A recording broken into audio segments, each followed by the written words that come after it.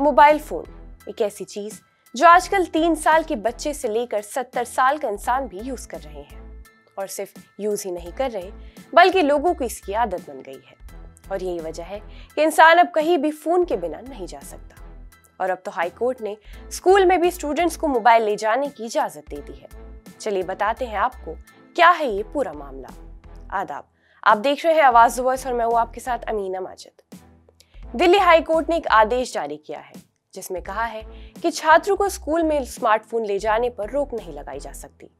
Court ने school में phone लाने के संबंध में भी गाइडलाइंस जारी की है।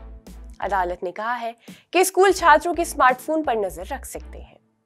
अदालत ने यह आदेश केंद्रीय विद्यालय के एक नाबालिग स्टूडेंट की तरफ से स्कूल में स्मार्टफोन के दुरुपयोग के मामले की सुनवाई करते हुए दिए।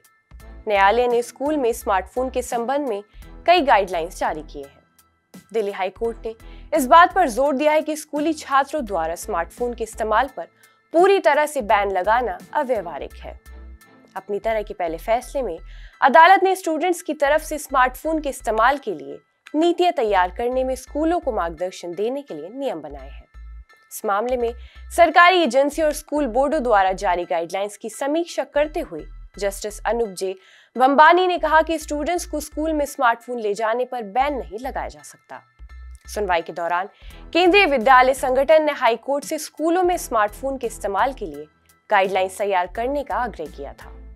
हाई कोर्ट ने स्कूलों में स्मार्टफोन के अंधाधुंध इस्तेमाल और दुरुपयोग के हानिकारक प्रभावों को स्वीकार किया, लेकिन कहा कि स्मार्टफोन कई लाभकारी उद्देश्यों में भी काम आता है, जिनमें माता पिता और बच्चों के बीच समन्वय में मदद करना शामिल है, जिससे स्कूल जाने वाले छात्रों की सुरक्षा बढ़ती है।